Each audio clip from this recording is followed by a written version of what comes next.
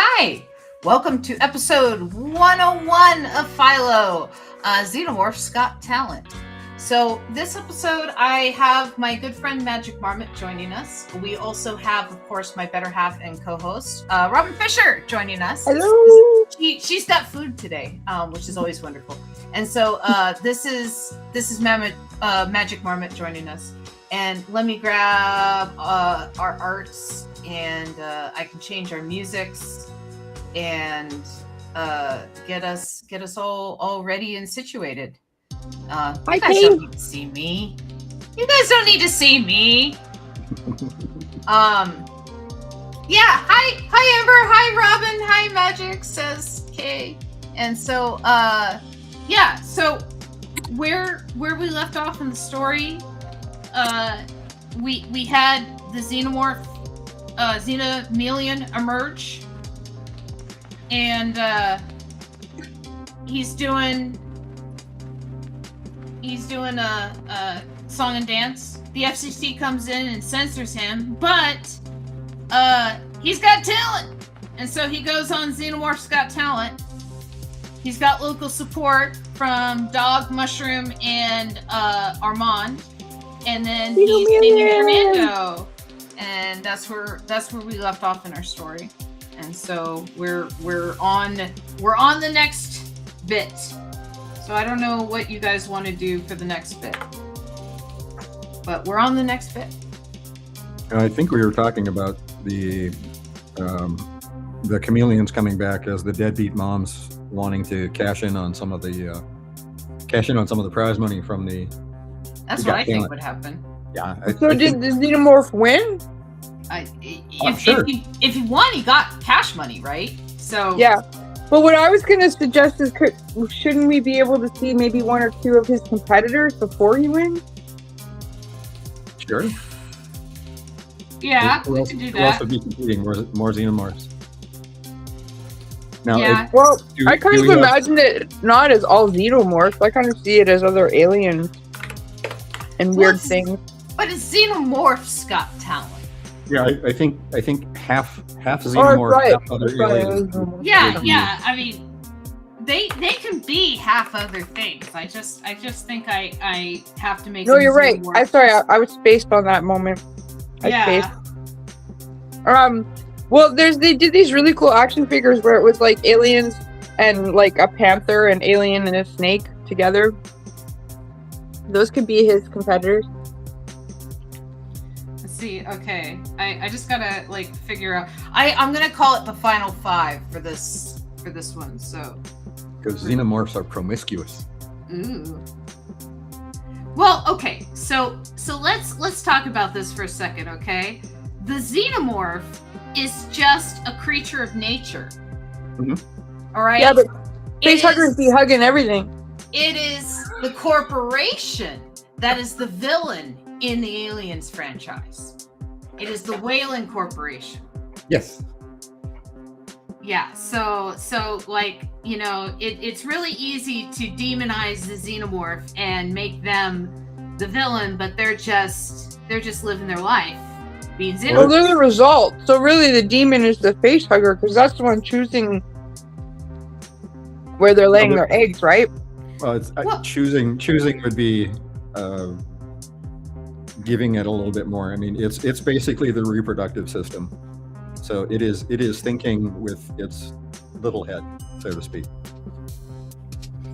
You know, yeah. It has the biological imperative to. It's xenoregene. The Weyland Corporation put John Hurt's face above that egg. And the face hugger was just doing what face huggers do. Hugging faces. Hugging faces. That's what face huggers do. So speaking of which, I don't know if you saw this. I can't read it, it's backwards, but I do see an alien doing the it's a xenomorph jersey. Nice. Excellent. As it should be. Very good. For some reason I feel like is it like a hockey jersey or a baseball jersey or a I don't know. I feel like one of them should be a cow. guess it's just a generic sport alien jersey. Yes, yeah, it is a generic sport jersey. So, but I saw it and I thought it was right in Very my cool.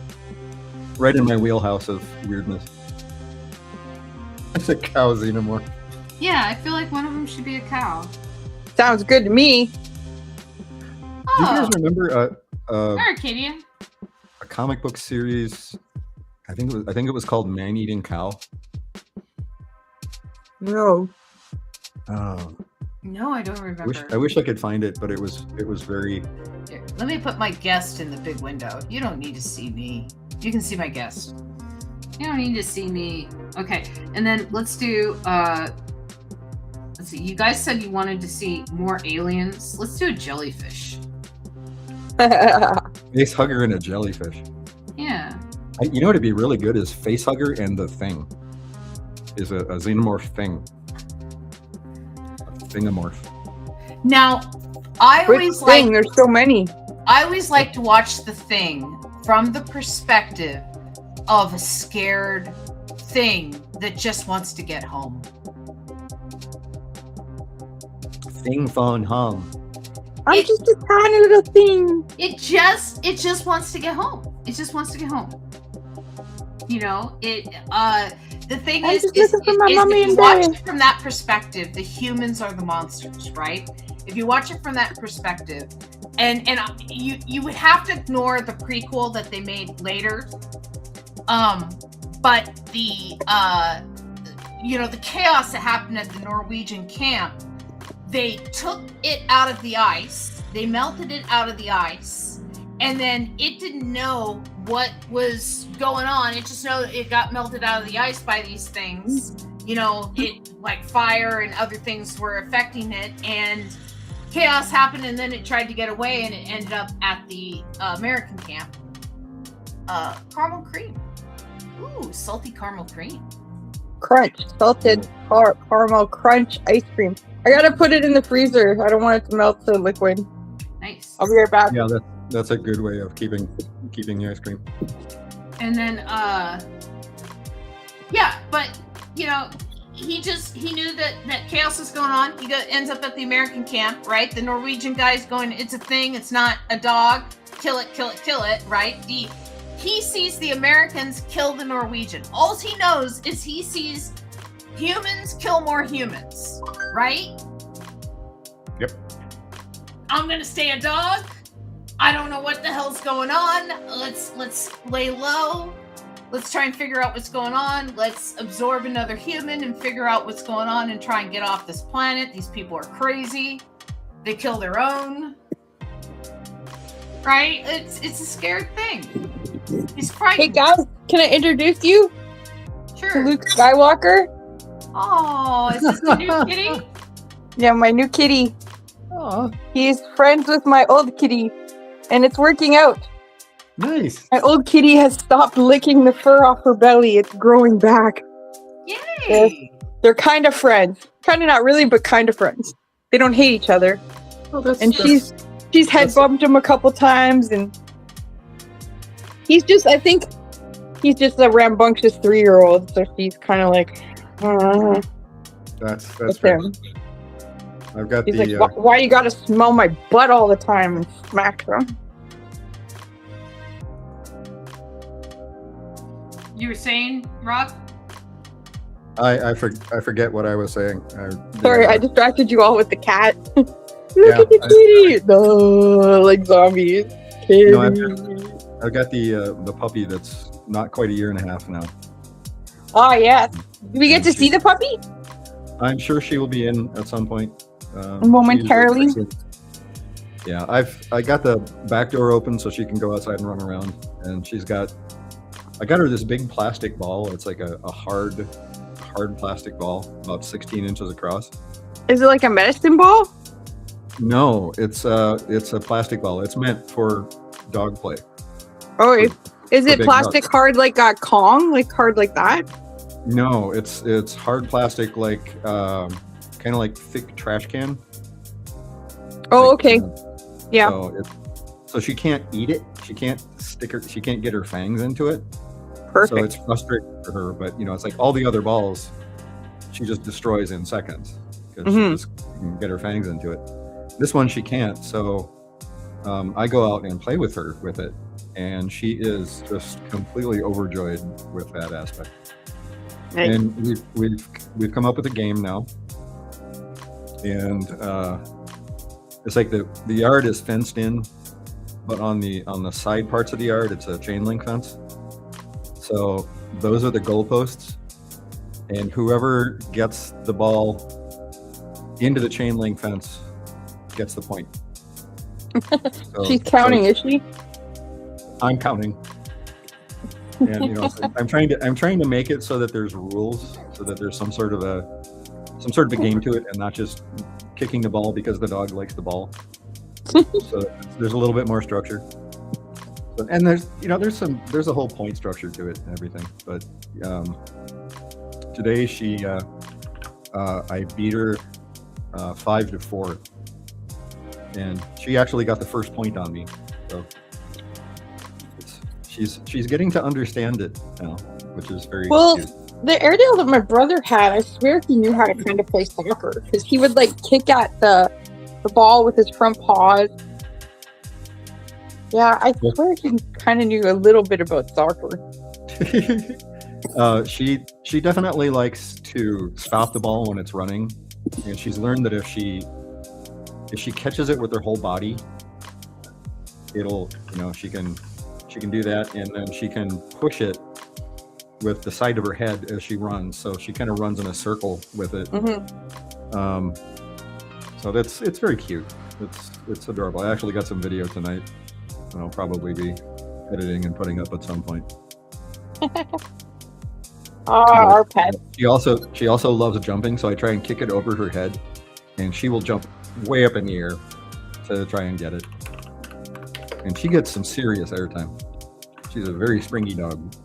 Yeah, I've seen. She's lice. Yes. And she still loves to eat my hands. That's her. Have you guys seen this yet? I go crazy for new product. It's a Crimson Sour Cherry Fanta with a Diablo tie-in. Huh. Okay. God, I haven't had Fanta forever. Well, I love cherry, so I was very excited to try this. I have to, just for me, if anyone has ever seen the planning art for the face hugger, I am drawing the planning art for the original face hugger that pops out of the egg, if you've seen it. Ooh, that is sour. Almost like medicine sour. Oh, I don't like it that much. I wonder if I mix it with my Dr. Pepper, if it would be better. Actually, I think that might be pretty good if I mix it with my Dr. Pepper. It'll be interesting. Yeah, I got some caffeine today because last week was quite embarrassing. I think I fell asleep within the hour. Yeah, you were passed out. You were just tired. I'm not gonna chastise you for being tired. You work 2 jobs, and I ask you to do this at 8:00 at night after one of your jobs. I love doing it.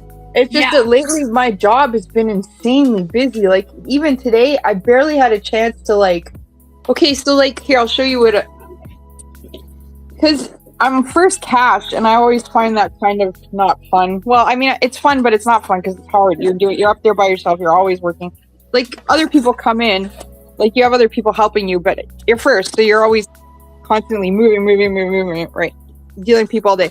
So I get what I call my dog treats, right? I get some candy, Mike and Ike, and today I also got Whoppers because I felt like it. Today was so busy. I opened the Whoppers, never ate them. And never opened the Mike and Ike. Wow. Okay. Yeah. So, it was crazy today. I'm gonna have some Whoppers now. My first Whoppers of the day. Yay, Whoppers! Nice. I like Whoppers. Yeah, they're good. I like them in hot chocolate. That's a great idea. I'm gonna have to try that. Yeah, it turns out pretty nice, in my estimation, anyway. I wonder what they'd be like in like a Coca-Cola. It's an interesting thought. I wonder if the... You know what's surprisingly good in Coca-Cola is peanuts. Oh, sure. That makes sense. Like what? You just like drink Yeah, eat them?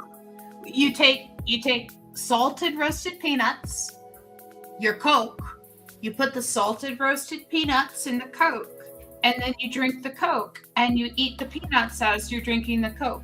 It's fantastic. It's like this weird umami, like amazing flavor of like it's salt and like there's chemistry going on. That sounds actually really good. I'm gonna try that. It's delicious. Sounds like a liquid candy bar. It's delicious. It's it sounds like a fizzy chocolate bar. The carbonation plays off of the salt on the peanuts, and there's the protein in the peanuts is playing off of the sugar in the soda. Mm-hmm. And you know, it's just it's like there's chemistry going on. I can't explain it. That it's people who do gastro science, you know, like you know, people who make like the gastropubs, molecular flavors. Yeah, molecular gastronomy. That's what I'm thinking of. Is the people who make like the vinegar pearls and stuff like that, because of the chemistry of how stuff works, and it's like it looks like you're eating caviar, but you're actually having like vinegar pearls, you know. They can explain it better than I do. Those people can, of what's going on chemically, but just try it sometime. Of salted roasted peanuts, just pour them into your soda and then just drink it and eat the peanuts while you're drinking the soda. I'm absolutely gonna do that. Sounds so it does sound yum. It sounds so stupid. You're gonna be like this is surprisingly good. Somebody down here in Memphis told me to try it, and I was like, okay, I'll try that. And I was like, oh my gosh, that's delicious. That is like something that has been kept from me. Have you guys tried that thing? Because I haven't yet. But have you tried the thing where they put like the olive oil on the vanilla ice cream? No, I haven't tried that. And the cracked, I think there's cracked salt too. Yeah, there's cracked salt on ice cream is pretty good. You get like the Malden flakes. Mm-hmm. And, right. really And then they basically you're sit on supposed to like to do a little drizzle of extra virgin olive oil on the vanilla ice cream too. It's supposed to be really good. I can see that. I do know that salt and chocolate go amazing together. Oh yeah, we've all discovered that. Not everybody. Some people don't know that. It's and also, figure that out. You know, in South America, they put like chili powder on their chocolate. Mm-hmm. They do that. Mexico has these amazing candies that have like my favorite one is sour apple, and then they put chili powder on the outside of the sour apple, and so you eat the chili powder, and you get that chili powder, you know, that hot flavor, right? But as soon as you break through it, you got that sweet sour apple underneath. And I mean, they also have mango, they have watermelon, they have all kinds of flavors, but sour apple's my favorite one. And it's kind of local, native to Baja region. You get the watermelon and the mango mostly from like Chihuahua and like central Mexico. You don't really find the sour apple unless you're in like Southern California or you're in Western Mexico. The only one that I've seen recently that was weird was the dill pickle Dr. Pepper. Oh wow! Yeah, apparently putting dill pickles like the hamburger pickle chips. Yeah, well, we love dill pickle up here. Yeah, we have dill pickle chips. Yes, but they evidently that's supposed to be really good.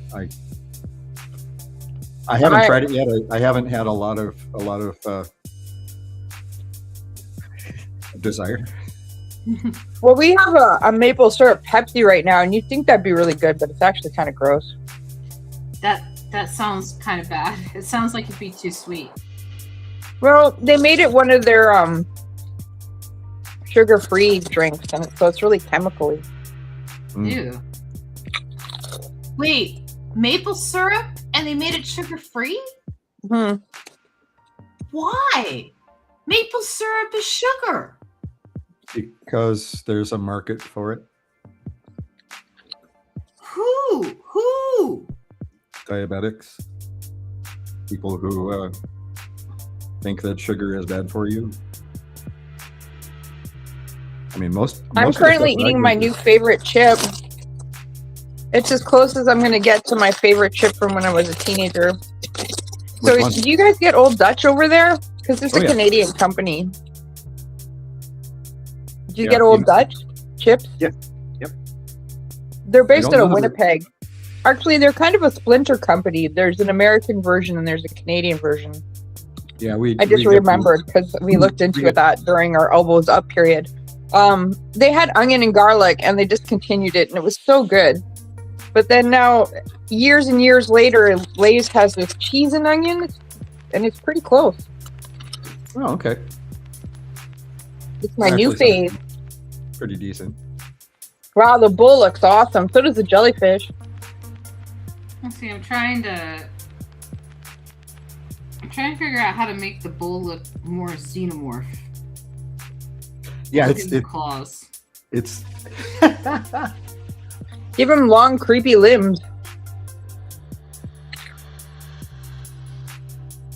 But then he won't look like. Oh, I know what I'll do. There, he A has big, creepy tail. yeah, he has a nice xenomorph tail now. And I'll give him the Geiger spine. That's what I'll do. I'll give him Geiger spines. I'm gonna pop out for just a second. No worries.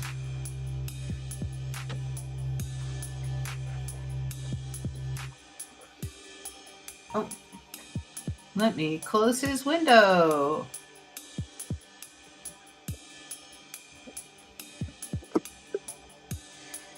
I have found This that top is a like, proven good caffeine thing for me. I have found that fake sugars do not sit well with my system. Oh, that's no good. Yeah, and so like real sugar, I would rather just have real sugar and just a little bit of real sugar than like a lot of fake sugar. Mm-hmm. Right? You know, and so like when I make cookies, I make them with real sugar. When I make, you know, frosting, I make it with real sugar and stuff like that. But again, I don't make cookies all the time. I don't make cake with frosting all the time. It's a sometimes fun thing. Tasteless Locanto makes a great sugar-free stevia sweetened fake maple syrup. I feel like Locanto is the same company that made that monk fruit sugar that I used to use. And it was like somewhat keto-y.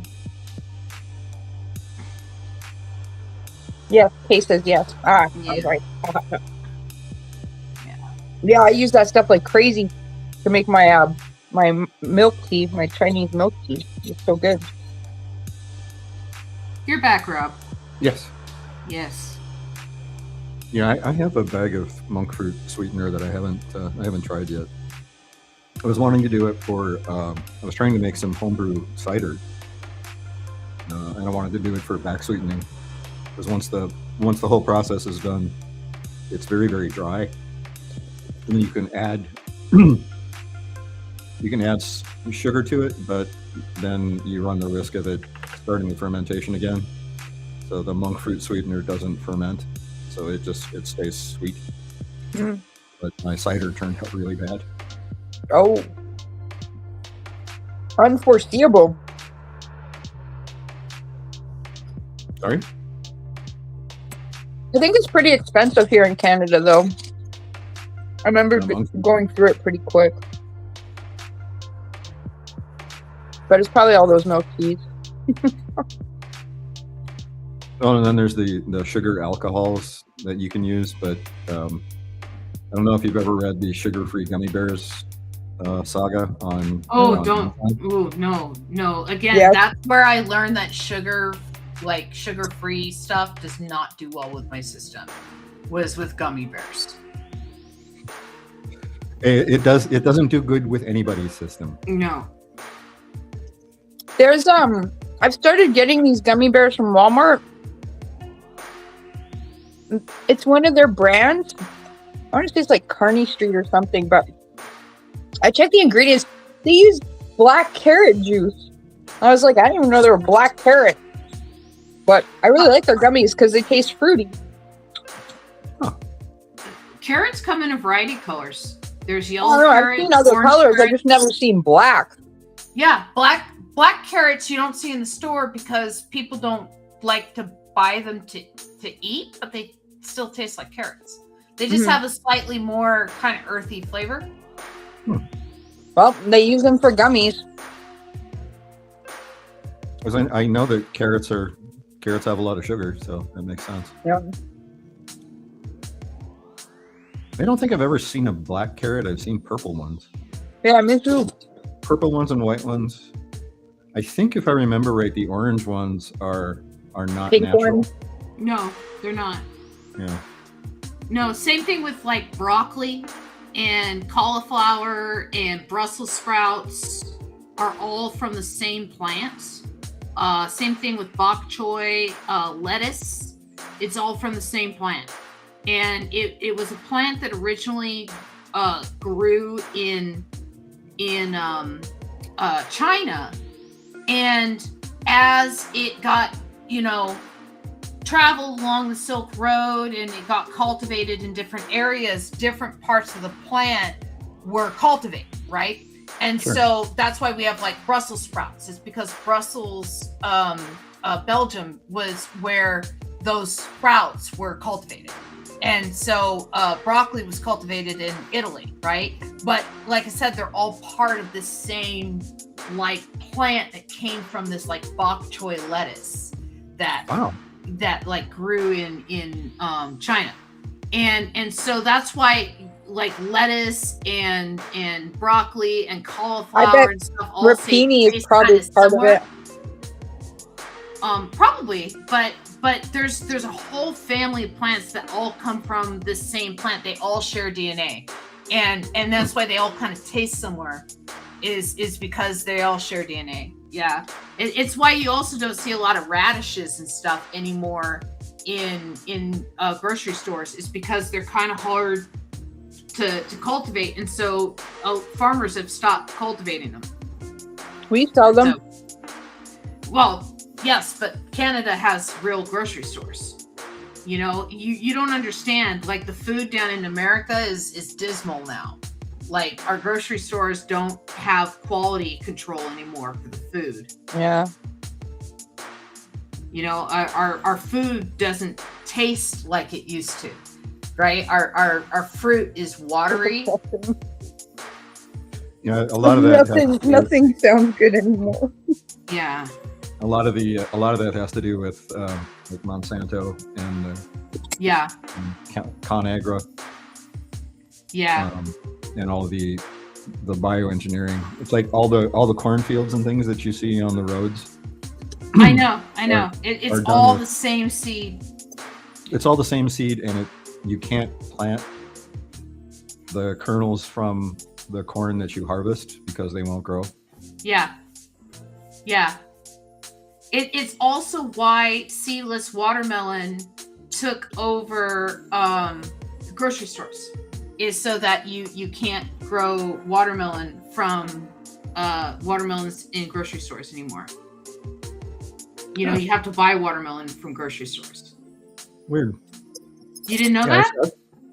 I've seen seeded watermelon all over the place up here. Yeah, but it's less common than it used to be. I thought that was because it was. I thought because customers didn't want it that way. No, they've tried to convince customers they don't want it that way. But really, it's so that you can't get the seeds anymore and grow your own watermelon. Well, You know, they've been trying to do the same thing. not with, from like, the grocery tomatoes. store, but you can buy seeds to make watermelons. Yeah. Yeah, but they want you to buy the seeds. Yeah. You I get know, they're doing the same thing with tomatoes. Is they're cultivating tomatoes that don't have seeds in them, so that when you buy the tomatoes from the grocery store and you open it up, it doesn't have seeds in it to cultivate. So you can't grow your own tomatoes from grocery store tomato. Like they've been doing that with like a variety of things. If they could do it with potatoes, they would. I'm still doing hot peppers, although I don't think I'm going to grow any this year. At all? Oh, well, I suppose you have a lot of transition going on this year. Yeah.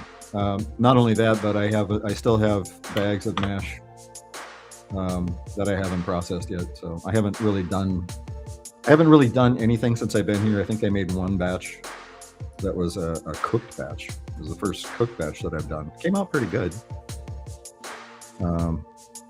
But the I had the huge harvest in 2021, and that was when I had to go up to Mom's. Mm-hmm. So all of that,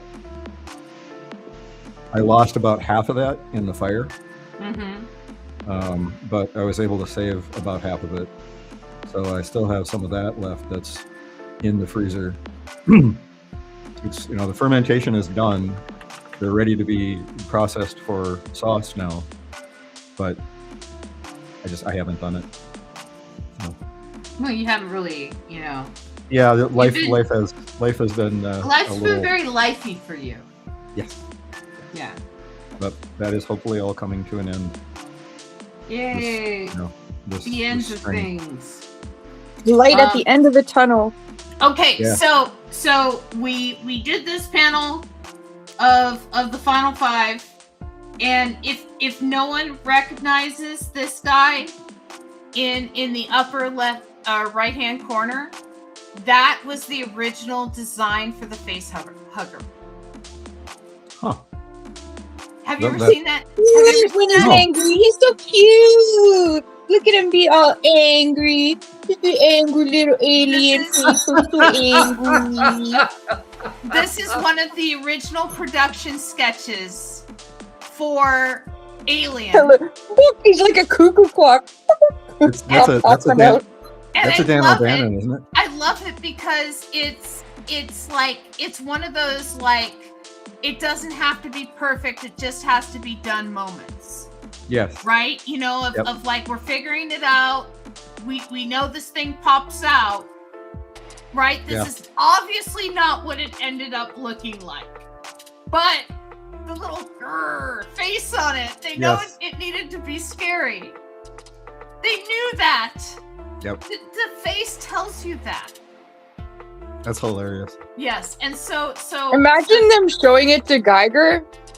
It's like, okay, so this is what we got. So this We is just what need we you to got. spooky it up a bit. Work Can your you- magic. Yeah, can you make it look more like that for us? Yeah. Anyway, so that's why that guy is one of the final 5. Was Is- Giger taken on at the Dan O'Bannon stage? Who directed that? Wasn't that Ridley Scott? The first one, isn't it? Yeah. First one was Ridley Scott. The second one, I want to say, It's James was Cameron. James Cameron. Yeah. And then Yeah, it's the Ridley Scott one. It's my favorite, but I'm trying to figure out. I don't know who brought on Giger, if that was Dan O'Bannon or if that was Ridley Scott. I don't know either. Ridley I can Scott Google was it right friends- now.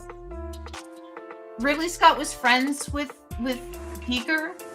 I imagine that he was probably the one who brought him on, but Dan That would make O'Bannon sense. was also in, friends in the art world. It wouldn't surprise me if he knew him as well. Sure. Daniel But- Bannon. I've actually not heard that name before, and I feel like I should know who he is. Like, what else has he done? He's done like early character designs on Alien, and No, he was the writer for Alien. The writer. For Alien. He also did a movie back in college with John Carpenter called Star Beast. okay. And then Return of the Living Dead. He Is wrote that one. that was the third one? No, Return of the Living Dead is the one with Tarman. Yes. Oh, I and, didn't see that one. Oh, yeah. I saw Yeah. the first three, I think. You don't like scary movies, right? No, I don't. Yeah, But I've no. had, throughout my life, I've had many boyfriends that do like scary movies, and Yes. sometimes you don't really get a chance to say Then no. Return of the Living Dead, while a comedy, has some super scary moments in it. If you don't like scary movies, avoid it. Mhm. Okay? I will. But I've Tarman- seen the first three zombies, like Night of the Living Dead, whatever the second one was, and then the Dawn of one the where Day of they're the in the Dead, mall. Dawn of the Dead. No, Return of the Living Dead was in the 80s, and it follows Night of the Living Dead as its it's the successor to Night of the Living Dead, right? And so what it is like Night of the Living Dead happened, and the government had like a couple of these bodies in like capsules that they had like trapped them in, and they're like moving these capsules at the beginning of this movie, and this old guy's telling this young kid that's helping him move these capsules about like the fact that the dead rose from their graves and roamed the earth, and like no one believes him anymore, but this happened, and this was from that event, right? Well, one of the capsules like gets damaged, and this gas comes out, and it ends up killing these two guys, but they don't know they're dead for like most of the movie, right? They're zombies, but they don't know they're zombies, right? They just feel bad, and they're like sick and stuff like that, but then towards the end of the movie they start craving brains. That does sound like a comedy. Yeah, It like is. I said, it is a comedy, right? But Tarman is the body that's in the capsule, right? Mhm. So when they damage the capsule, Tarman comes out of the capsule. He is called Tarman for a reason. Okay? They got a puppeteer, Alan dancer, an amazing actor to play this guy and twist and contort his bodies in ways that it looks like a skeleton without hardly any muscle mass, and just like flesh and skin just dripping off of him, right? Like coming It's after like one of you my for least your favorite brain. moments in Poltergeist. Coming after you for your brains. And this is what's terrifying about Tarman. He is a smart zombie. He is not dumb, right? At one point, That sounds even scarier. Yeah, at one point the girl traps herself in a closet and shuts the door to get away from Tarman, right? And she's like, I'm safe, right?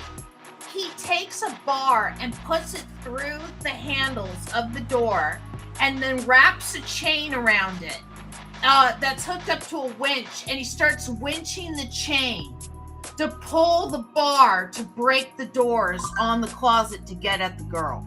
Mhm. The zombie does this. Smart. Yeah. Yeah, I don't want to watch it anymore. I'm telling you. One of the reasons I got through the first three is that they were dumb. Like, you could run away from them. They weren't that scary. It is a comedy. It is a comedy, but it has these moments of true horror in it that stay with you. Well, it's like you're Evil Dead, "Oh, right? that's-" Evil Dead's funny too, but it's the scariest heck. I didn't watch it. But it has scary moments in it. Yeah, like evil Ash is like kind of frightening.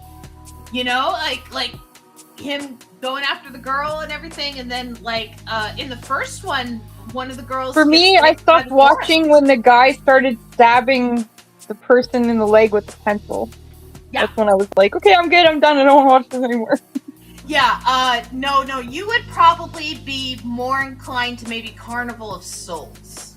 that's a nice, slow, psychological horror. There is death in it, but there's no blood. There's no anything. There's a car accident, right?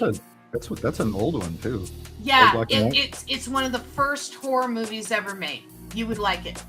There's like one jump scare in it, and it's barely a jump scare, right? Yeah, I hate jump scares. They're so cheap. Well, but this was like one of the first horror movies. It kind of invented the jump scare. Yeah, it's a startle. Yeah, it's a startle. It's a startle scare.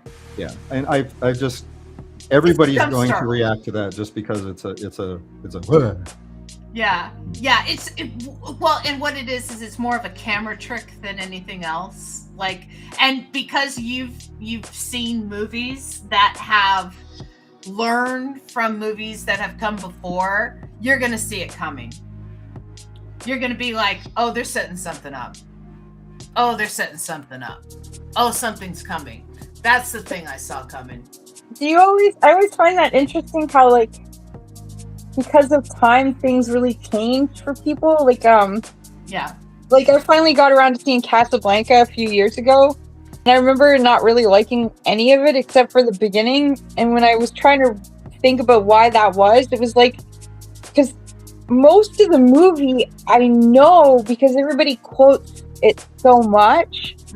There's no surprises. There's nothing exciting or different or new or interesting when I was watching it, except for a good chunk of the beginning.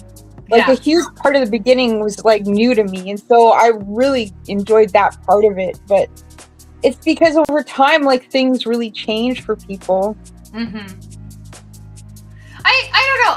I saw Casablanca for the first time in high school, and maybe that's because when I was exploring movies, it was one of the first movies I explored, and maybe that's why it has a soft spot in my heart. But my favorite character in that movie is Claude Rains, and my favorite line in that movie is did you run off with the senator's wife? I'd like to think you killed a man. It's the romantic in me. You know, when he's wondering why he left America, right? You know, did you abscond with a company's funds, run off with the senator's wife? I'd like to think you killed a man. It's the romantic in me. Yeah, but I just like Claude Rains' character because he's a great actor. He is a great actor. I mean, he was the Invisible Man. He is the senior senator in Mr. Smith Goes to Washington. Gosh, I'm trying to think what else Claude Rains has been in. He's fantastic. But I just like Claude Rains. He's a good actor. But we're on panel 2. What happens after Claude Rains shows up? He's awarding the Xenomelian her award, or his award. I don't know what sex our Xenomelian is. Their award. It's non-binary. It's a Xenomelian. So it's a non-binary melian.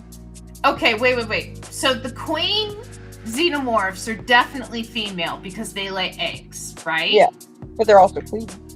What about the other Xenomorphs? Are they male or female? I do not know the lore. But I did look up how, okay, how do you say his name so that I don't say it wrong? Giger. So it was O'Bannon who liked his work, who showed it to Ridley, and then Ridley got him on board. Perfect. Thank you. Okay. Yeah, because like I said, I knew O'Bannon was kind of in art circles, so it wouldn't surprise me that like they got together and stuff. If you've ever seen the movie Blind Date, the art show that they go to is that the Bruce Willis one with Bruce Willis? Yes. Basinger? Yes. I've seen that. Yeah. Okay. The art show that they go to in the very beginning of that movie, it's a Giger art show.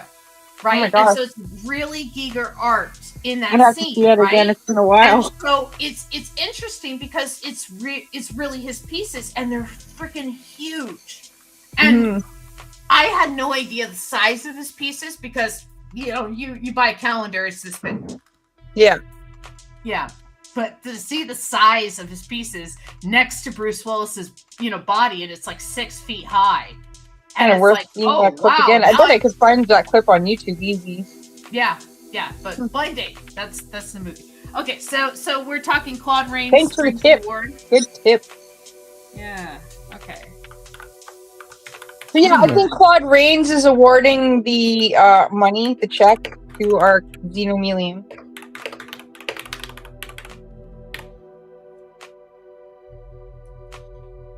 I'm just looking up his filmography. It's quite extensive. Yeah. He's a good actor. Lawrence of Arabia. Yeah.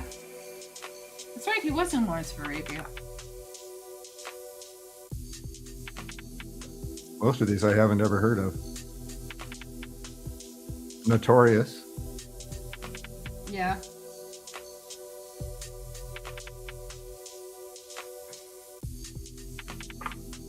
Oh, now I gotta look up reference for Claude Rains. Hey, you but he was the about Invisible Man. I don't have to draw him. He's there. He's invisible. Yeah. There. I don't have to draw him. I might do that. Wow, The Invisible Man was 1933. Mm-hmm.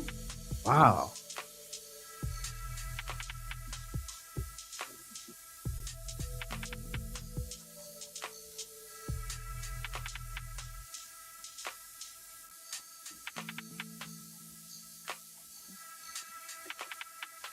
Yeah.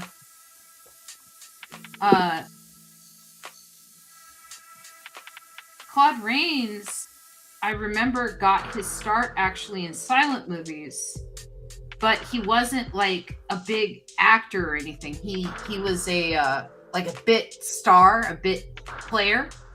But you didn't have to memorize lines in silent movies, right? So he was always like a background actor and stuff.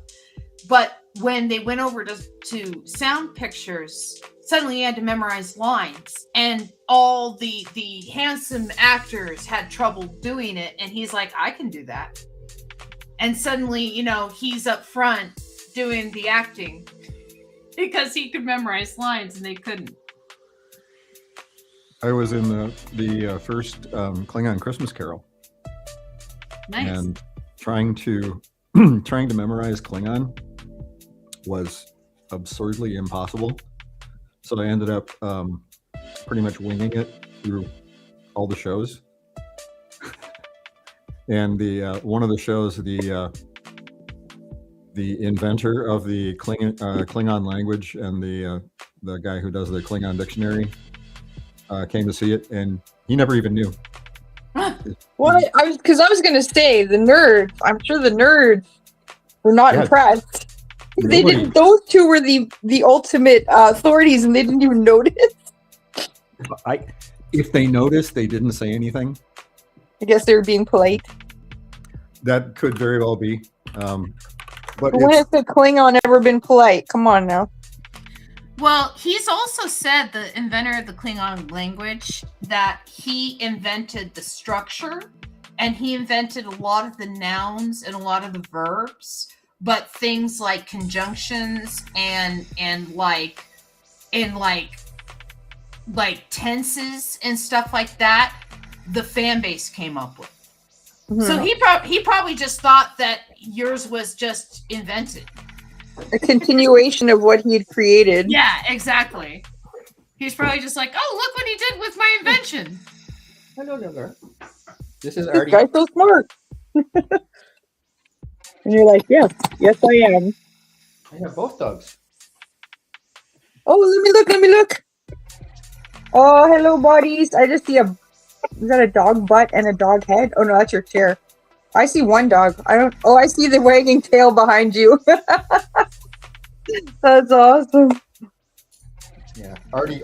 So you have a void puppy and I've got a void cat. She's a lap dog. I see that. Used to be a lap dog.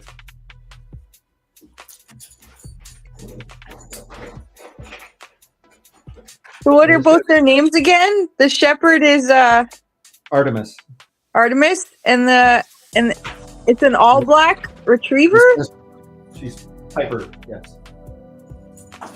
She's a black lab, German short hair pointer mix. Oh wow! She's basically just black lab. And what's her name again? Sorry. Piper.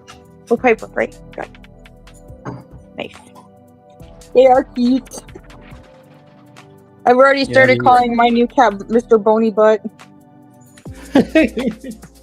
Well, he came in so skinny. She said the person I got him from said she was moving, but when I met her, I was like, she's really young. And then I asked her, I was like, what happened to Leia, right? Because it was Luke and Leia. She's like, oh, she got a bladder infection, so I gave her away. And I was like, okay. I'm putting a tie floating there so you know it's Claude Rains. But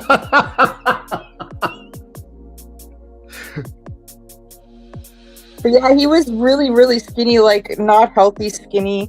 And she said he eats his food so fast he throws up. And so she got him the slow feeder. So I've been feeding him on the slow feeder and he's been doing fine. I thought you were talking about Claude Rains for a second. And you're like, he's super skinny. He wasn't healthy. It's like, yeah. Claude Rains, really? I was feeding him with a slow feeder, that Claude Rains. know that? Wow. What? Claude Rains. Amazing trivia about Claude Rains. Claude Rains died of cirrhosis of the liver from alcoholism. Oh, no surprise there. He was of that era. Yeah, that seems kind of like, yeah, he was of the era. That's, yeah, Hollywood of that time, man. I think he was also homosexual, and of that time too. That was hard to be. He was married several times, but that doesn't mean anything. No, them stuck clearly. Yeah, but so was Anthony Perkins. But Anthony Perkins was outed by Elizabeth Taylor when she was talking about AIDS, you know, and talking about like all of her gay friends in Hollywood. She outed Rock Hudson and she outed Anthony Perkins. Way to go, Liz. Perkins was married to a supermodel who came from like, I've read a bunch of both these two. She's a sister. There was two sisters. And I think the one that Perkins was married to was the one that died in the 9/11 plane crash. Yeah. I gotta look that up.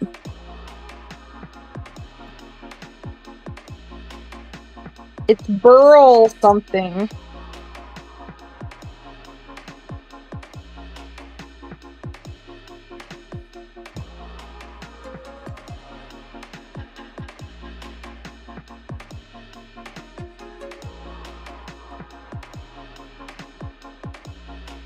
Alright, let's see here.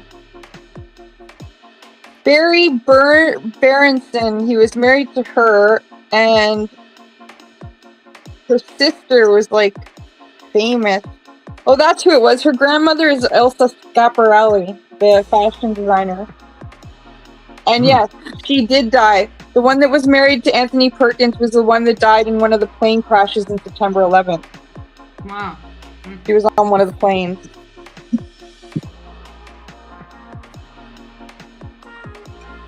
But yeah, they were married until Perkins died. She was really pretty. She was a model. I don't know if you can see her. Oh. But yeah, that's her claim to fame, that she's Schiaparelli's granddaughter. And her kids are, I think, musicians. Oz Perkins and Elvis Perkins. Her plane crashed into the North Tower of the World Trade Center. I don't remember which one went first. The North Tower was the first one crashed into. The South Tower was the second one crashed into. North Tower fell first. South Tower fell second. I was 18 and had just graduated months before. It's like embedded in my mind. So I remember that stuff. I had the day off, and I didn't really have cable TV. I mean, I had TV, but it wasn't like I didn't watch it very much because I was in my early 20s. And yeah, I had the day off, and I remember just sleeping through the whole thing, and then all of a sudden, like I think at around 1 or 2, my boyfriend at the time called me up and was like, "Do you know what happened?" And I was like, "What are you talking about?" And he was like, he told me the whole thing, and I refused to watch TV because I didn't want to see it. Yeah. And so I didn't get to see any footage because I could easily imagine, and I read enough about it. Like, and then the worst thing that happened was a year later, I was watching TV, and it was the anniversary, and then I accidentally got to see some footage, and I was just like, "Oh man." I did not want to see that. No, when I was, I woke up, and my brother's ex-wife, but his girlfriend at the time, who was living with us, he was at work, my parents were at work. She was sitting in their bedroom watching TV, and she said, "A plane just crashed into the World Trade Center." And I said, "What?" And she said, "A plane just crashed in the World Trade Center." And I looked at the TV in her room, and I saw the second plane crash into the World Trade Center. And I said, "I just saw a second plane crash in." And she said, no, that must be a repeat. And looked up, and it was a live shot. And so when I looked up, I saw the second plane crash. Yeah, That's awful. Yeah. Kay is saying that she had just lost a job where she had worked on the 42nd floor for nearly the a World decade. Trade Center? Yeah. Whoa, Kay. You must feel so lucky. I mean, not lucky for losing a job, but for not being in there. I feel like Claude Rains needs some glasses. Hi, That's baby girl. crazy. Yeah, I was living in Vancouver, so it was pretty far removed from me. I'm gonna But give you the wide shot because I got a little one. That's adorable. No, Annabelle. But yeah, I just remember thinking that was pretty audacious how it happened. Like, it was so unbelievable, like that it would happen on our soil. Well, there was. Mom, what is that? What is that? 1, 2, What is it, Amber? Mom, what is it? Oh, she's looking at the face hugger reference that I have. Mom, Ah. what is that? That's a face That hugger. does deserve an explanation, that face hugger. It will hug your face. Yeah. Yeah, We'll it's a love you face long hugger, time. baby. It hugs. It hugs faces, baby. It's very friendly. Yeah. Just like the rabbit with the sharp pointy teeth. Just wants to love you. Let's see. I'll just say win up here. Yeah, I'll do that. I gave Claude Rain glasses. He needs glasses. Well, he's distinguished, right? So he's handing out awards. He's a Redite. And you know what? Since we were talking about cirrhosis of the liver, a cocktail. Yeah,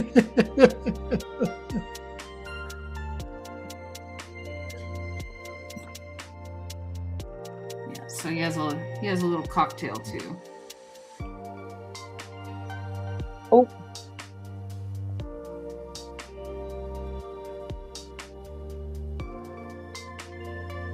Yeah, I'm taking my time with these drawings tonight. I might only get like two of them done tonight. That's okay. Yeah, well, you're the only one drawing, so I don't think it's mandatory that you. Yeah. We're having a good time. Oh, Kate said she was in Minneapolis, but still on the 42nd floor. I'm sure people were scared all over the U.S. at like major points, like important areas.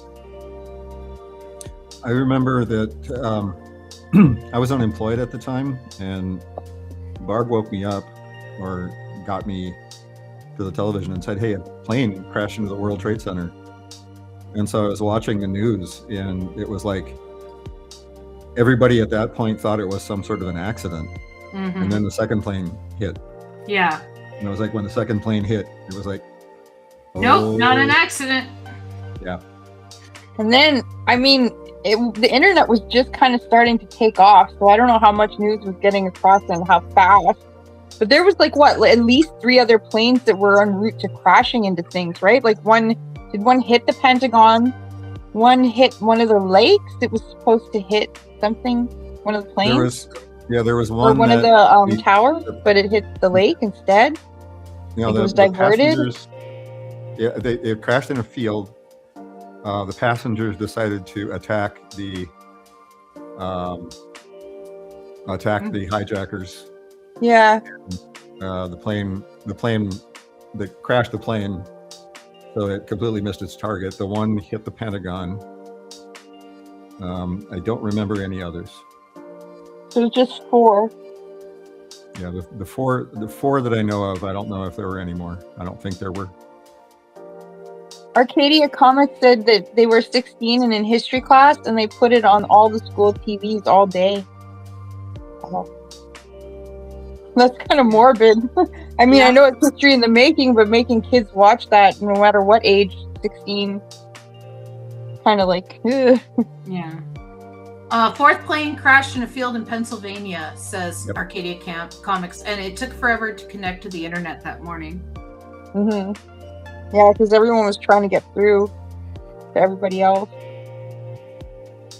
Yeah, we had cable back then. Yeah. I remember the house that I was living in, and that was the era of when, like, I don't know if I was telling you guys about this recently or somebody else, but I used to watch, I was telling someone else, I used to watch Temptation Island because it was like the first season had come out that year, and I was like so obsessed with like these people are just making train wrecks of their lives willingly. And so I'd say to my friends on Wednesdays, don't call me Wednesday night because it's New Comic Day and Temptation Island is out, and that was the cable era, right? So I could only watch it when it was on Wednesday night or I'd missed it. We ended up doing, when they did the Blu-ray release of Star Trek 6, a reality TV producer came to shoot a bit on Klingon Hamlet, and Klingon Hamlet didn't exist. So What? Klingon Hamlet didn't exist at that point. So this was. Did the reporter make it up? Well, it's referenced in Star Trek 6. Oh, okay. So, and yeah, they made it up that we were putting on Klingon Hamlet. I got hired to do the headpieces. So that was the first time I actually worked with silicone for making the headpieces for Klingons. And on the Blu-ray release of Star Trek 6, I am in one of the behind-the-scenes things. So That's extra cool. yeah, it used to be on IMDb, but it's not on there anymore. So How come? I thought you Because guys were in charge of dictating what was on your IMDb page. no, it's whoever did the production. Yeah, they That's- determine who's credited. I've had IMDb credits removed because, like, I've gotten in fights about Joe Rogan with, like, directors I've worked with. That's dumb. It should be impartial. It should be like everybody who's ever had a credit. Like, Yeah, I don't know. yeah, but they, if a director feels like, I don't like the fact that this person doesn't like Joe Rogan and I do. Then Yeah, it actually used to mean something to have IMDb credits, yeah. but now it's like everybody and their brother has them, so it's like, oh, Well, cool. Yeah. Not to mention that, but have you heard about the IMDb credit rings that were made of like fake credits? No. This was like a couple years ago. This is like maybe 5 or 6 years ago, and I don't know how prevalent they are now, but they were really prevalent like 5 or 6 years ago. And then like for this period of like maybe I have to use the facilities. 4 to 6 years. I'll shut down her window while she's gone. For maybe like 4 to 6 years, they were really prevalent, right? And what it was is people made up fake festivals. They made up fake actors.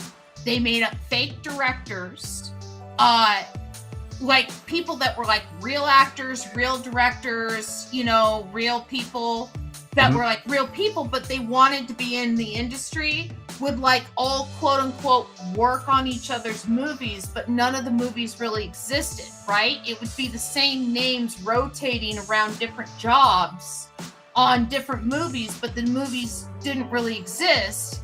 And they would be placing at festivals that didn't really exist, right? And they would have quotes from people reviewing them that didn't really exist, right? And it was all this fabricated internet clout of like, you know, if you click on IMDb and it's like, oh, look, I got 20 movies that have all been made that no one's ever heard of from festivals that no one's ever been to because they don't really exist.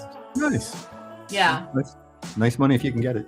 Yeah, exactly. And so, like I said, there was a bunch of these rings that were busted in LA where they were like making up like tiny little festivals that didn't really exist, right? Like the Santa Monica Film Festival does not exist. Huh. Right? There is a Sure it does. It's in my living room. There is a Santa Monica Film Organization, and there is the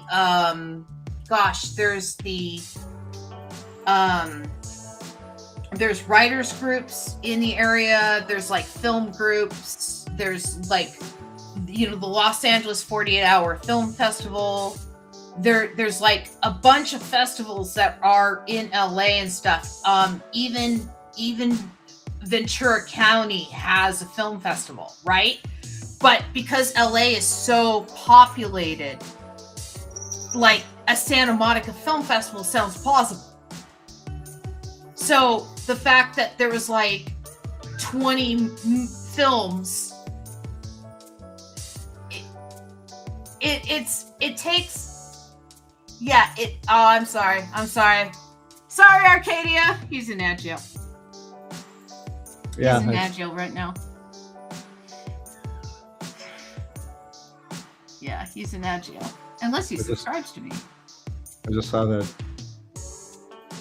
We'll be back after these messages. Yeah, that's my how you know you're in ad jail.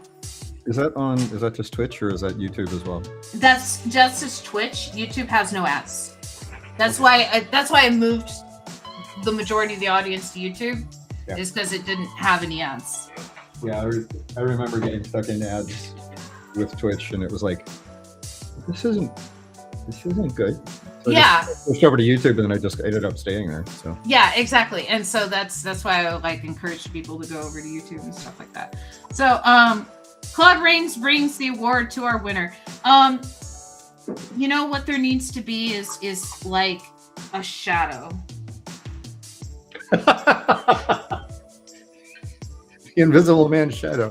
An invisible man's shadow.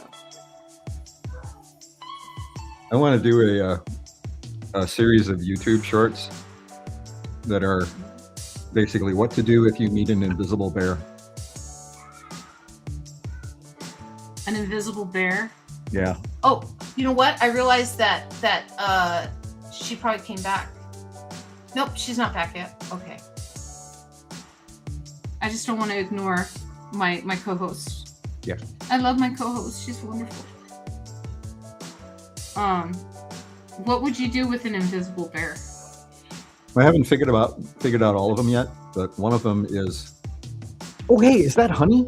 And then take off the other way. You know, just a stupid little short that's. I do those once in a while. Hi, Tangent. How are you doing? Hello. Yeah. Oh. No. It's Claude Rains. It's the Invisible Man. I'm sorry about the 2-minute commercial breaks. It's because I became affiliate on Twitch, and commercials, you know, you wouldn't have soap operas without soap. And so commercials pay for things like the fact that I upgraded to the higher plan on Restream, and I don't know if anyone's noticed, but we are now streaming at 1080p because I just upgraded it for the show, starting the show on. And this means I can make clips and other things, and there's other things that come with the professional plan on my end that makes things easier. But like the commercials help pay for that, and so I know commercials are annoying. I know they are. I'm sorry, but they allow for things like a higher quality show, and yes, I know. Oh, every 2 minutes, 10 minutes. every 10 minutes. Oh, Yeah, I know. I don't have them every 10 minutes. I think I have them set to every half hour. Yeah, I think I reset them to every half hour. They shouldn't be every 10 minutes. If they're set to every 10 minutes, I have to reset it. I hope not. Jeez.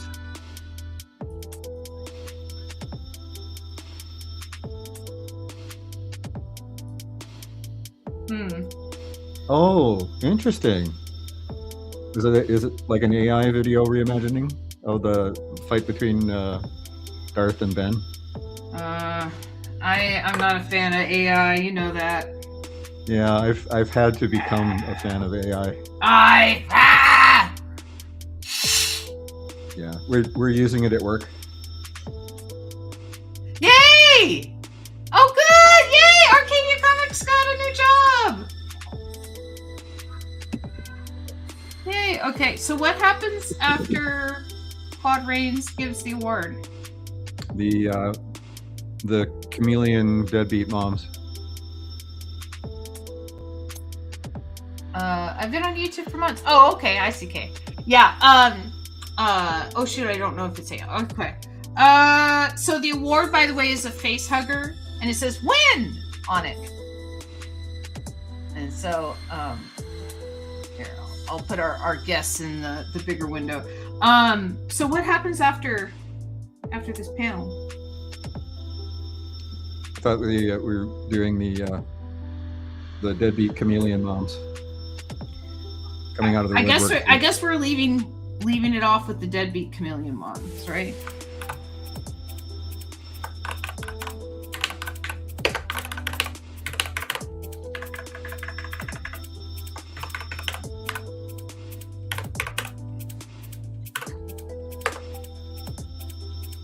Yeah, it's a lot of it is for AI for work is the time crunch. Yeah. The work is wanting us to increase our output by 10%. And it's like the metrics that they're using to measure it are bullshit. Yeah. Anyway, so it's like, well, we're just going to game those numbers. But I have found it incredibly useful. Okay. It saved me hours, many hours of work so far. I mean, I have to be honest with the AI tools that I do use. I have AI music on Philo. That's what we're listening to right now. And then with the upgrade with Restream, there's going to be AI tools that are going to help me identify the clips that I'm going to be putting on like TikTok and YouTube and stuff later on. So, I mean, it's not like there's not some use for some of the stuff, but I don't feel like it's a replacement for human oversight. And that's where I'm like, yeah, I've been trying to push that it's like having a collaborator more than it is a tool. It just works better if you imagine it as someone that you're working with and talking to and say, hey, can you do this? Can you say, can you put eyes on this and tell me where I'm going wrong? And it has been amazing. And know that they're an idiot. Well, And know that they're an idiot. they're a very good in a particular domain. Like this one is looking at source code and it knows the source code, and it knows a lot of things that I don't know. So, But I mean, the hallucinations, Rob. Does it really know? Or is it just coming up with a facsimile of an answer to meet your requirement for an answer? in my case, if it doesn't work, I can go back and say, oh, that did not work. And we can go from there. There have been other times. There was one time when I told it I suspected something, and it turned out that was not the issue. So it did it was trying to figure out what was going on with that particular thing.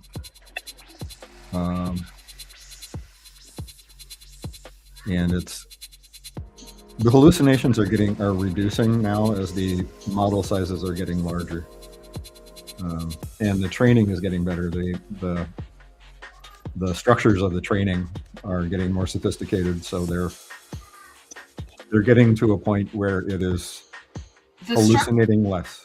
But the structures of the training have not gotten any more ethical. They're still training on stolen data, and they're still training on data that was stolen by other companies. And then they're like, oh no, we trained on this data that we bought and we acquired legally from this company, but that company stole it from the internet. There are AI companies that are using only ethically sourced training data. The big ones, that went in the beginning that stole them, cat's out of the bag at that point. But now there is enough AI slop on the internet that you can't use that as training data, because you're basically feeding yourself your own shit. Yeah.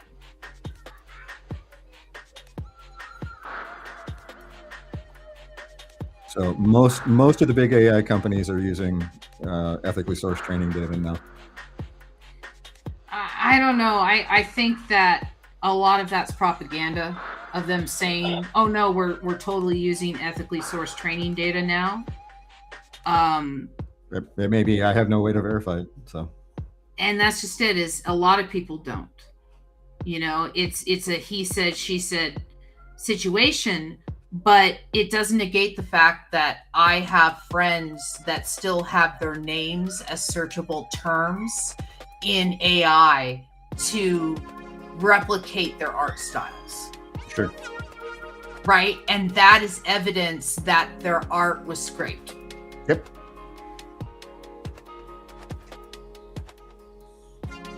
Yeah, no kidding, Arcadia. Yeah, since when in human history has business been concerned with ethics?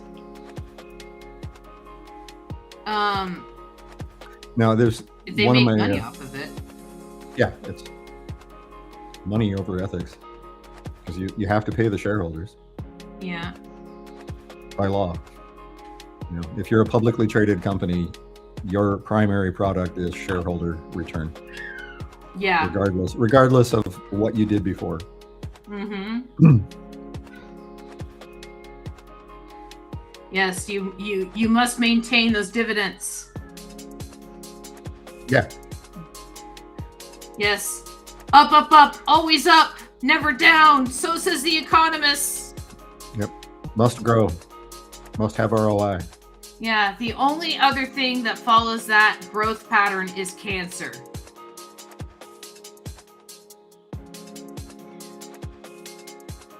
Tangent has a pretty interesting question.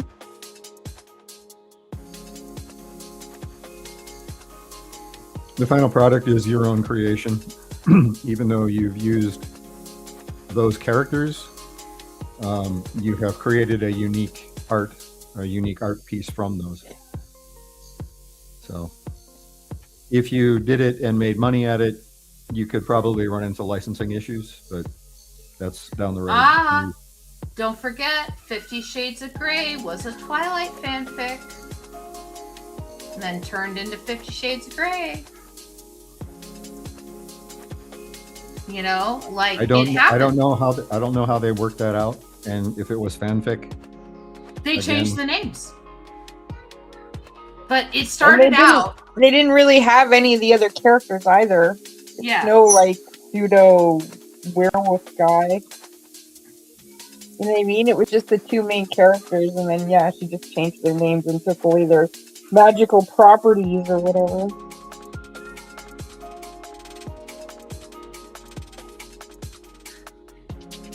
I'll just have them go, child! Since we don't know what the gender is.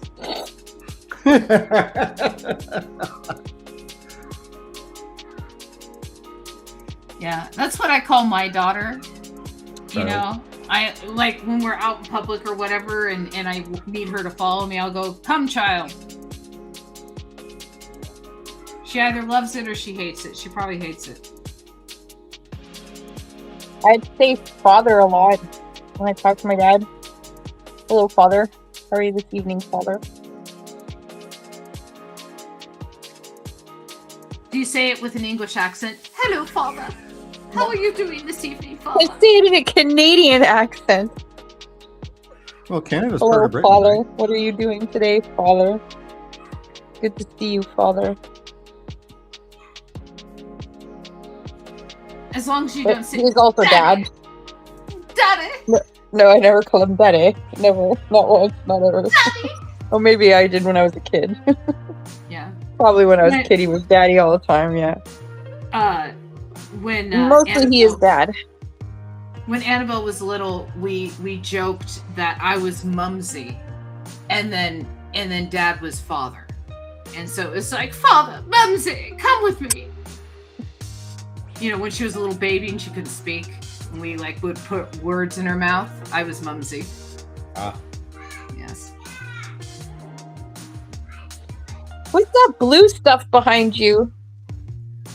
What Oh, was it's. that? This, Oh, that blue Yeah. stuff. it's a mix of Gatorade and San Pellegrino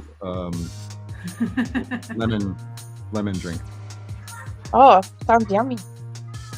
It's pretty good. Yeah, if it's blue, it's technically blue raspberry lemonade. Technically. Well, Yeah, because I like it. It's blue.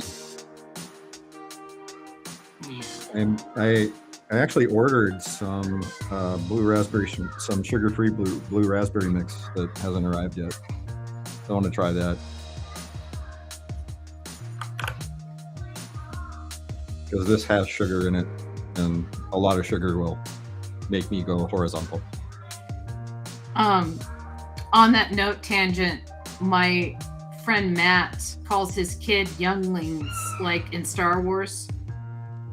You know, he'll be like, "Oh Yeah, yes, the it's youngling. the younglings. It's the younglings' birthday this weekend." Yeah, the younglings. I've always kind of preferred crotch fruit, Crotch fruit, sprog. sprog, Frog's a good one. offspring.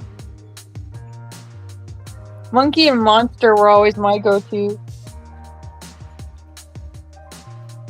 Again, I just call Annabelle child usually. Well, this So one yes, gets called child. Monkey Dog a few times because she makes noises. Like a monkey? Piper is- yeah. When I get pipes up. home from work, they are very excited, and they make a lot of noise. Piper is generally the more vocal one. She has a much wider range of noises that she makes. But Artie's right up there. She has several different barks and things that mean things, but they're almost cool. all barks. Luke talks a bit. Luke hasn't really talked a lot lately. He's kind of just like, he makes like little chirpy noises right now. How long have you had him? Only a couple weeks, right? Yeah, it's only been 2 weeks. Yeah. Oh, Yes. it'll grow. Well, no, Yeah. they're doing really well together, quite honestly. They've been on their little, my cat tower is like a tube. So one cat goes in and the other can go on top of the tube. And they've been doing that They like to watch the birds together. But the thing is though, I think he's 3, so he wants to play with her a bit. So and she's kind of like, meh, not really into it. I don't think, not yet, anyways. But I have been doing. They both really love like the feather on a stick kind of thing, right? So I've been doing that with them together, and they both play with it. Yeah, I've got one of those for her too. Nice. They're only gonna get better, like, you know what I mean? Like, I think they're only gonna start caring about each other.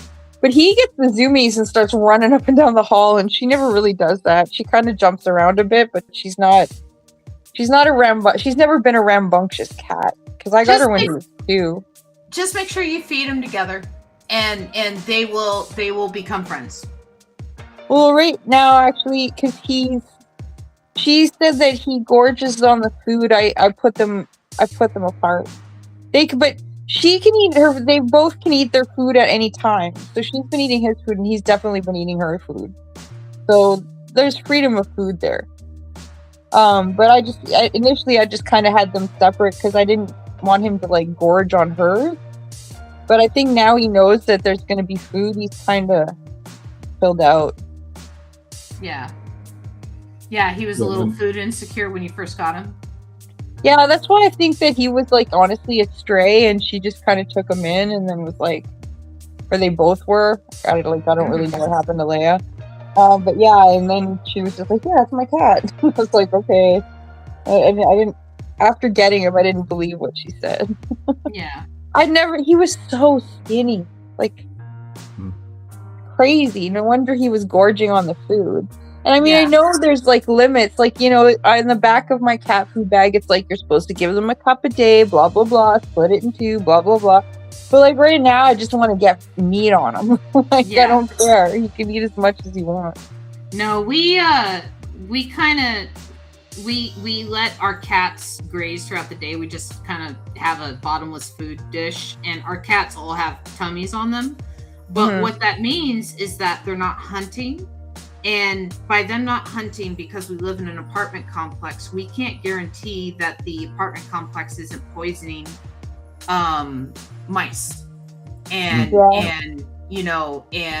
bugs and stuff like that. And so by keeping our cats fat, it prevents them from eating stuff outside. Yeah. And so because they're fat and happy, they know they have food at home. Mm-hmm. And so I don't mind having a chubby cat for that reason. Yeah. I mean, I know grazing's probably, they say it's the worst thing. You're supposed to actually do them on a time schedule thing, but I don't know, it's just too easy for me. And I've always grazed my cat. It's always worked out. I'm gonna leave it like that, of just child. All of us missed you so. All 20 of us. Yeah, all 20 of us. Yeah. To be an exclamation part. Yeah, exactly.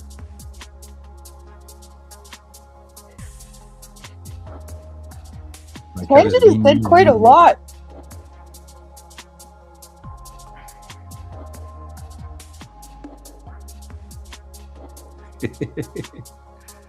Yeah, for me, dogs are different. I have to keep Piper. I can't just leave food out because they will both just eat everything.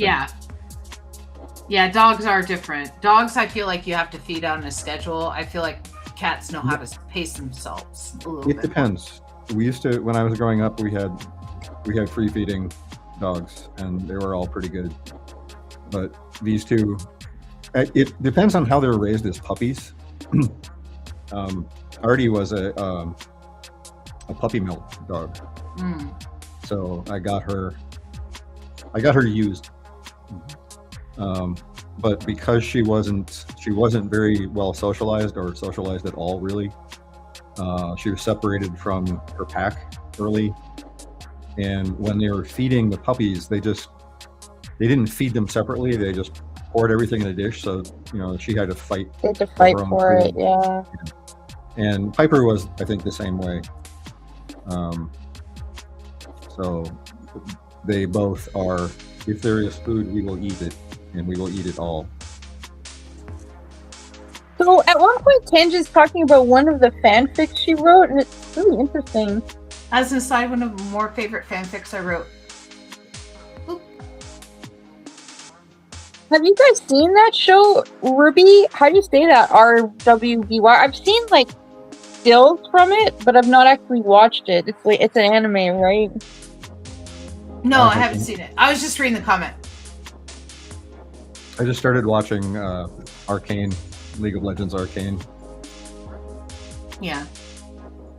Yeah, That's everyone was pretty raving good. about that. That came out like this past summer. Yeah. Yeah, I think it's been out a while because they have multiple seasons now. Yeah, well, the newest one came out this past like early summer, I think. And people were raving about it, but then of course right after it, that K-pop Demon Hunters I think had come out, and then everyone forgot about it. Arcane. It was quickly forgotten. I actually got into it from some cosplays. It's the content mill. The content mill must always mill new content. Don't you know that? YouTube is currently up to 500 hours per minute of uploads or something like that. It's some ridiculous amount of. That sounds good. Yeah, you Well, can't. one thing I saw that was crazy, because I actually watched one of these things. So it was like I caught my husband cheating, so I'm gonna like confront him or whatever. And I watched it, and then I was like, okay, I'll go to this woman's thing and see like what the conclusion of this was, right? But then she had like so much stuff that was all about cheating, and I'm like, this doesn't make any sense. Like, this is not the natural progression of a cheating relationship. This is so weird.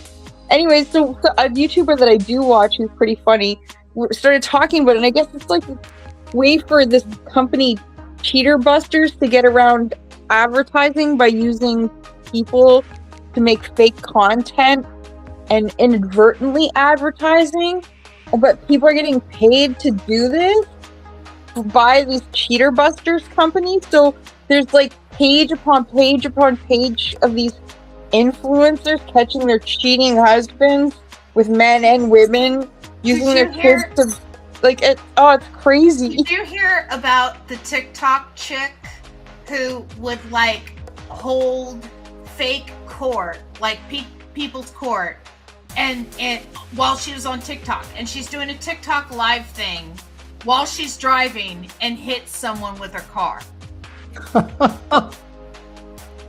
It's awful. Right?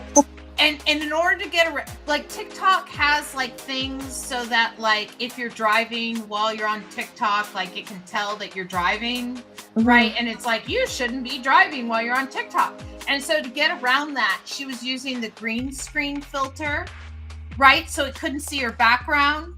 It was her car, right? Because she's like having like the things some moving behind her, the right? trees and stuff. Yeah, but you can still hear her hit someone, and then her son say, "Did we just hit someone?"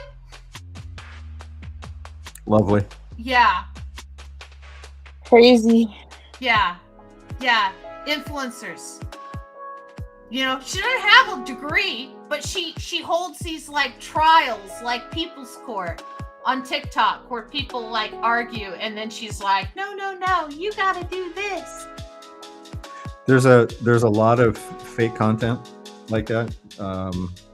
There's fake court shows. There's like towing videos. There's another one. There's a bunch of fake towing. No. I love my rabbit hole on Facebook, or I'm sorry, not on Facebook, on YouTube, is the Explore With Us stuff, which is like a bunch of like abandoned houses and stuff. It's abandoned houses, but it's also cop body cam stuff. It's a lot of investigations when they find like a serial killer or something. But they talk about what the cops are doing in the investigation with stuff like the Reed technique, right? Which is how they interview a suspect and what they're doing with their body and why they're waiting and letting silence happen so the suspect feels like he has to fill the silence with talking, right? And then how they're sitting in the room with their body, there's like a confession pose, and if you sit in that position for long enough across from someone will mirror the position that you're in if you're sitting across from someone long enough, right? Well, if you're in a confession pose and then somebody mirrors your position, they feel like confessing. And so a lot of these things are like the read technique. And so I like, that's why I like watching it, is because I'm learning a lot about how like cops get information out of people. And then there's another show, or there's another channel that's called Adventures with Purpose. And it started out as a guy that he got scuba equipment and scuba certification, and he wanted to find out what was in lakes and rivers, right? Well, he started finding cars. Oh yeah, I've seen people do that. And he's turned it into his mission to bring closure to people that never knew what happened to people that are in these cars. And so he's been doing this channel for years, and he has worked with lots of law enforcement agencies where they're just like, yeah, we know we have a choke point where a lot of vehicles have gone in, but we just don't have the resources to go in there. Can you do it? And so he'll go in there and they'll pull out, 5 or 6 different cars, pull out the tags, identify the people there, and then bring closure to the families that had no idea what happened to the people that went missing.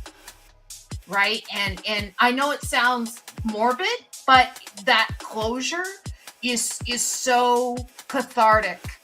Oh yeah. People. My favorite show is Cold Case. Why? Because everything gets solved. Yeah. Cold Case, yay! The tiny little yellow hair, or the one little thread that was from the badge finally got this one caught. And that DNA evidence they weren't able to process 20 years ago was finally processed after sitting on a shelf for 20 years. And not biodegrading at all. Yeah, not at all. Hey, they can get DNA from dinosaur fossils. So. Yeah. All right, it's 9:40. I'm gonna bail. Yeah. I'm sorry, but I managed to stay awake today. Good old Dr. Pepper. Yay, Dr. Pepper. Yay, Dr. Pepper. Dr. Pepper isn't a real doctor. No, but he plays one on TV. Who have I been consuming then? It's okay. I feel like Dr. Pepper's kind of like a midwife. He doesn't have a doctorate, but he knows what he's doing. Yeah, doctor is actually his first name. He's knowledgeable. There's a meme that goes around where somebody goes into a doctor's office and they're like, doctor will be with you shortly, and they're like, what? And then they look at the nameplate and it says like the last name is Dr. So K-T-O-R, and they're like, what? And then like they share a look with the secretary where it's like, yes, you had the moment, you finally had the moment where you realize it's Doctor. Yeah. Like I have a character that I'm working on now that his name is Dillon. It's like DYLANDILLON. Oh, yes. Okay, cute. Yes. And wonderful. when he was growing up, I used to call him Dill. Dill. Yes, wonderful. I'm going to bed. Good night, Kay. Good night, Tangent. Good night, Arcadia. Good night, Magic Moment. Thank you for joining us. That reminds me, I am starting to get back on scheduling people in the future. Kay is going to be coming back to the show in June. I want to give her enough time to recover and like grow her hair back and stuff after cancer. And we have T coming back. We have gosh, I'm trying to get Dirk TD again. I got a bunch of people who are like, yeah, sure, I'll do it. And it's like, yay, I got people coming back. Yeah, it's gonna be fun in the coming weeks. So we'll see you guys in the future. I'm gonna close it out here. thank you everyone for joining us. Thank you everyone for joining us on Twitch. Everyone for joining us on YouTube. This is the Twitch. This is the YouTube. This is the Patreon. I just upgraded the restream. I doubled the amount of the cost of the restream. So the Patreon, if you want to support me, if you like what we do, that would certainly help me cover the cost. I appreciate you guys so much for watching.